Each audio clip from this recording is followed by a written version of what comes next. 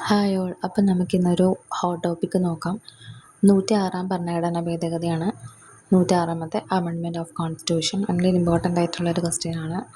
അപ്പോൾ നമുക്ക് നോക്കാം. ഈ 106 ഭേദഗതി ഈ നിയമം അറിയപ്പെടുന്ന പേര് നാരി ശക്തി വന്ദൻ അധിനിയം എന്നാണ് ഇത് അറിയപ്പെടുന്നത്. നാരി ശക്തി വന്ദൻ അധിനിയം എന്നാണ് ഇത് അറിയപ്പെടുന്നത്. ലോക്സഭ, നിയമസഭ, ഡൽഹി നിയമസഭ എന്നിവിടങ്ങളിൽ 33% വനിതാ സംവരണം ഉറപ്പാക്കാനായിട്ടുള്ള ഒരു നിയമമാണിത്. ഇതിൽ ലോക്സഭയിൽ ബില്ല് അവതരിപ്പിച്ചത് സെപ്റ്റംബർ 19, 2023. അപ്പോൾ സെപ്റ്റംബർ 19, 2023 ലോക്സഭയിൽ ബില്ല് അവതരിപ്പിച്ചത്. ഇത് അവതരിപ്പിച്ചത് അർജുൻ റാം മേഘ്വാളാണ്. കേന്ദ്ര നിയമമന്ത്രിയാണ്.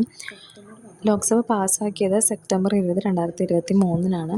ഇത് രാജ്യസഭ പാസ്സാക്കിയത് സെപ്റ്റംബർ 21, 2023. രാഷ്ട്രപതി ഒപ്പുവെച്ചത് സെപ്റ്റംബർ 28, 2023.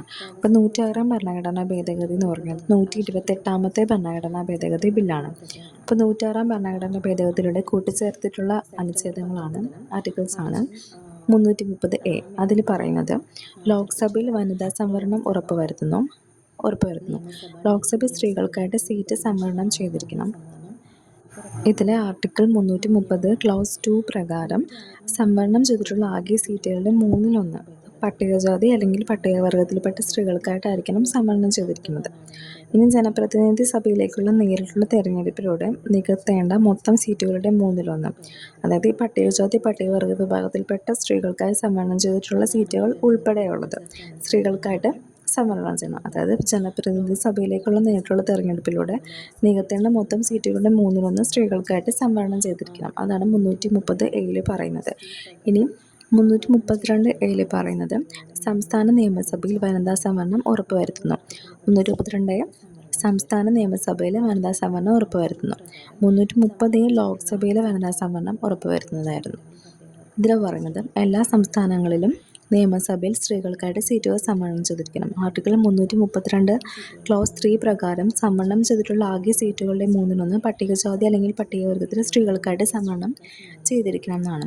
മിക്കവാറും എല്ലാ സംസ്ഥാനങ്ങളിലെയും നിയമസഭയിൽ നേരിട്ടുള്ള തെരഞ്ഞെടുപ്പിലൂടെ നികത്തേണ്ട ആകെ സീറ്റുകളുടെ 1/3, അതായത് പട്ടികജാതി പട്ടികവർഗം ഉൾപ്പെടെയുള്ള വർഗത്തിൽപ്പെട്ട സ്ത്രീകൾക്കായി സംവരണം ചെയ്തിരിക്കുന്ന സീറ്റുകൾ ഉൾപ്പെടെയുള്ളത് സ്ത്രീകൾക്കായിട്ട് സംവരണം ചെയ്യണം. അതായത് 330A പറഞ്ഞ പോലെ തന്നെയാണ് ഇതിലും പറയുന്നത്. ഇനി 334A അത് പറയുന്നത് ഈ നിയമത്തിൻ്റെ കാലാവധി നിലവിൽ 15 വർഷ കാലയളവിലേക്കാണ് എന്നാണ് 334A പറയുന്നത്. ക്യാപിറ്റൽ A ആണ്. ഇനി 239AA2 ക്ലോസ് 2B പറയുന്നത് ഡൽഹി നിയമസഭയിലെ വനിതാ സംവരണം ഉറപ്പുവരുത്തുന്നതിനെ പറ്റിയാണ്. 239 ക്യാപിറ്റൽ A ക്ലോസ് BA പറയുന്നത് ഡൽഹി നിയമസഭയിലെ വനിതാ സംവരണം ഉറപ്പുവരുത്തുന്നതിനെ പറ്റിയാണ്. ഇനി 239 ക്യാപിറ്റൽ A ക്ലോസ് 2BB പറയുന്നത് ദേശീയ തലസ്ഥാന പ്രദേശമായിട്ടുള്ള ഡൽഹിയിലെ ലെജിസ്ലേറ്റീവ് അസംബ്ലിയിൽ പട്ടികജാതിക്കാർക്കായി സംവരണം ചെയ്തിട്ടുള്ള സീറ്റുകളുടെ 1/3 സ്ത്രീകൾക്കായിട്ട് സംവരണം ചെയ്തിരിക്കണം എന്നാണ്. ദേശീയ തലസ്ഥാന പ്രദേശമായ ഡൽഹിയിലെ ലെജിസ്ലേറ്റീവ് അസംബ്ലിയിൽ പട്ടികജാതിക്കാർക്കായി സംവരണം ചെയ്തിട്ടുള്ള സീറ്റുകളുടെ 1/3 സ്ത്രീകൾക്കായിട്ട് സംവരണം ചെയ്തിരിക്കുന്നതാണ്. ഇനി 239AA ക്ലോസ് 2BC പറയുന്നത് ഡൽഹി നിയമസഭയിൽ നേരിട്ടുള്ള തെരഞ്ഞെടുപ്പിലൂടെ നികത്തേണ്ട മൊത്തം സീറ്റുകളുടെ 1/3 പട്ടികജാതി വിഭാഗത്തിൽപ്പെട്ട സ്ത്രീകൾക്കായി സംവരണം ചെയ്ത സീറ്റുകളുടെ എണ്ണം ഉൾപ്പെടെ പാർലമെൻറ്റ് നിയമപ്രകാരം നിശ്ചയിക്കുന്ന വിധത്തിൽ സ്ത്രീകൾക്കായി സംവരണം ചെയ്യപ്പെടും എന്നാണ്. മനസ്സിലായല്ലോ. ഡൽഹി നിയമസഭയിൽ നേരിട്ടുള്ള തെരഞ്ഞെടുപ്പിലൂടെ നികത്തേണ്ട മൊത്തം സീറ്റുകളുടെ 1/3 പാർലമെൻറ്റ് നിയമപ്രകാരം നിശ്ചയിക്കുന്ന വിധത്തിൽ സ്ത്രീകൾക്കായിട്ട് സംവരണം ചെയ്യപ്പെടുമെന്നാണ്.